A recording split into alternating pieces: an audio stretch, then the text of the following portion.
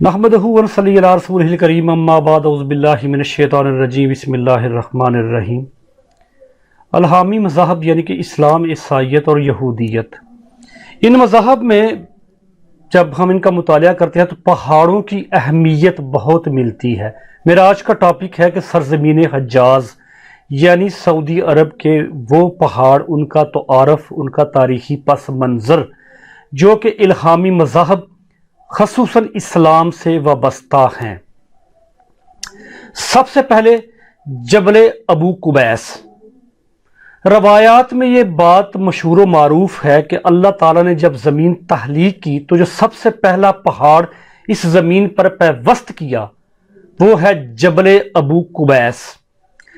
زائرین عمرہ و حج یا سعودی عرب میں رہنے والے لوگ جب مسجد حرام یعنی خانہ کعبہ میں جاتے ہیں تو اس کے مشرق کی جانب جو کوہ صفا ہے، صفا مروہ، صفا سے بالکل متصل یہ پہاڑ ہے جو کہ اب اپنے اصل حد و حال میں موجود نہیں، کیونکہ اب اس پر بڑی بڑی بلڈنگز خصوصاً رائل پیلس بن چکا ہے۔ سورج جب طلوع ہوتا ہے تو کعبہ پر اس کی جو پہلی کرنیں پڑتی ہیں تو یہ سورج جبل ابو قبیس سے طلوع ہوتا ہے۔ اس کے علاوہ اس پہاڑ کی شہرت یہ ہے کہ اس پہاڑ کو قدیم زمانے میں جبل امین بھی کہا گیا ہے۔ امین سے مراد امانت کو سنبھالنے والا، امانت کی حفاظت کرنے والا۔ کہا جاتا ہے کہ جناب نوح علیہ السلام کے زمانے میں جب طوفان نوح آیا تو اس وقت حجر اسود کو اللہ تعالیٰ نے اس پہاڑ یعنی جبل ابو قبیس میں محفوظ فرما دیا، اور جب جناب ابراہیم علیہ السلام نے تعمیر کعبہ فرمائی تو اللہ تعالیٰ نے جناب ابراہیم کی رہنمائی اس پہاڑ کی طرف کی۔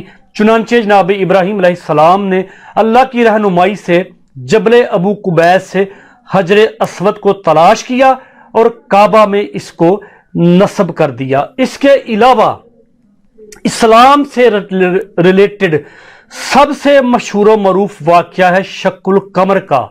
روایات میں ملتا ہے کہ رسالت مآب صلی اللہ علیہ وآلہ وسلم نے چاند کے جو دو ٹکڑے کیے، جس معجزے کو شق القمر کہا جاتا ہے، یہ معجزہ بھی جبل ابو قبیس میں رونما ہوا۔ اسی طرح یہ بھی کہا جاتا ہے کہ جناب آدم علیہ السلام نے جب تعمیر کعبہ فرمائی تو آپ نے تعمیر کعبہ کے لیے جو پتھر استعمال کیے وہ جبل ابو قبیس سے لیے گئے۔ آگے بڑھیے، جبل ابو قبیس کے بالکل ساتھ مشہور و معروف صفا اور مروہ۔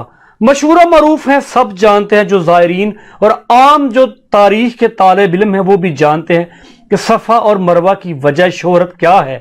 جناب بی بی ہاجرہ نے پانی کی تلاش میں ان دو پہاڑیوں کے درمیان 7 چکر لگائے، چنانچہ آج بھی زائرین ان کی سنت پر عمل کرتے ہوئے صفا مروہ کی سعی کرتے ہیں، یعنی کہ چکر لگاتے ہیں۔ اس کے علاوہ خصوصاً صفا کی یہ اہمیت ہے کہ جب رسالت مآب صلی اللہ علیہ وآلہ وسلم کو اللہ تعالیٰ نے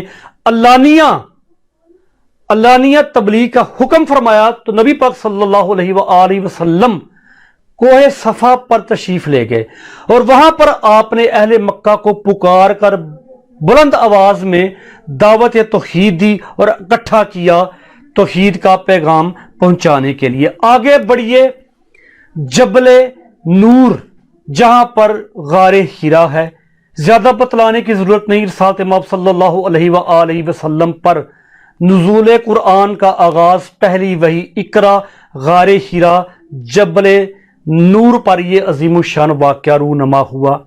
اس کے بعد جبل سور جہاں پر غار سور ہے، یہ بھی بڑا مشہور و معروف واقعہ ہے کہ بوقت ہجرت مدینہ جب کافروں نے رسالت مآب صلی اللہ علیہ وآلہ وسلم کا تعاقب کیا، ان کا پیچھا کیا، ان کو تلاش کیا، تو رسالت مآب صلی اللہ علیہ وآلہ وسلم جناب ابو بکر صدیق رضی اللہ تعالی عنہ کے ہمراہ غار سور میں چھپ گئے، یعنی کہ آپ نے غار سور میں پناہ لی۔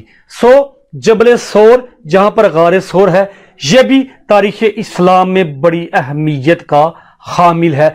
اب تک میں نے جن پہاڑوں کا ذکر کیا یہ بڑے مقدس، بڑے متبرک اور بڑے عظیم الشان پہاڑ ہیں، اس سینس میں بھی کہ اللہ تعالی ان پہاڑوں پر انسان سے یعنی کہ محمد صلی اللہ علیہ وآلہ وسلم سے گاہے بگاہے ہم کلام ہوتا رہا۔ اب اس کے آگے جبل صبیر، جبل صبیر یہ بالکل جبل نور غار ہیرا کے اپوزٹ یہ پہاڑ ہے۔ روایات میں کثرت کے ساتھ یہ بات ملتی ہے کہ جب اللہ تبارک و تعالیٰ نے جناب ابراہیم کو قربانی کا حکم دیا تو جناب ابراہیم اپنے بیٹے اسماعیل کو اس پہاڑ پر جبل صبیر پر لے گئے، چنانچہ پھر اللہ تعالیٰ نے کرم فرمایا اور ایک جانور اور ایک دمبا اللہ تعالیٰ نے وہاں پر قربانی کے لیے بیچ دیا۔ یہ واقعہ ہے جبل صبیر کا۔ اب تک میں نے جتنے پہاڑوں کا ذکر کیا یہ ہے مکی پہاڑ یعنی کہ مکہ کے ارد گرد۔ اس کے بعد آگے بڑھیے مدینہ شریف میں میرے ٹاپک کا آج کا آخری اور اہم ترین جبل پہاڑ ماؤنٹین احد، مشہور و معروف ہے۔ کفر و اسلام کے بعد کے درمیان جو دوسرا غزوہ، جو دوسری جنگ لڑی گئی، اس جنگ کو جنگ احد، غزوہ احد کہا جاتا ہے۔ بے شمار قرآنی آیات ہیں اس غزوہ کے بارے میں، اس کے بارے میں بہت مستند احادیث ملتی ہیں جن میں بہت خوبصورت احادیث ہیں، جیسا کہ رسالت مآب صلی اللہ علیہ وآلہ وسلم نے فرمایا کہ احد مجھ سے محبت کرتا ہے اور میں احد سے محبت کرتا ہوں۔ اسی طرح ایک بار رسالت مآب صلی اللہ علیہ وآلہ وسلم ابو بکر صدیق رضی اللہ تعالیٰ عنہ اور عمر رضی اللہ تعالیٰ عنہ کے ہمراہ اس پہاڑ پر چڑھ رہے تھے۔ پہاڑ نے تھوڑی سی جنبش دی تو رسالت مآب صلی اللہ علیہ وآلہ وسلم نے فرمایا اے احد ٹھہر جا، رک جا، تجھ پر ایک نبی، ایک شہید اور ایک صدیق موجود ہے۔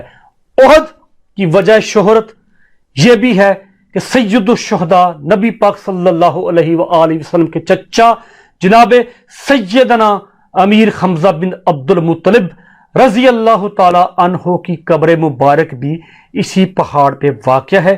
آج کے لیکچر کا مقصد یہ تھا کہ میرے پچھلے لیکچرز میں کچھ پہاڑوں کا ذکر ہوا ہے اور آئندہ بھی گاہے بگاہے انشاءاللہ العزیز مختلف لیکچرز میں مختلف پہاڑوں کا ذکر ہوگا۔ سو میں نے مناسب سمجھا کہ آج میں اپنے ناظرین کو اور خصوصاً جو زائرین عمرہ اور حج ہیں ان کو ان پہاڑوں کے بارے میں تھوڑا سا گائیڈ کر دوں۔ وما علینا الا البلاغ۔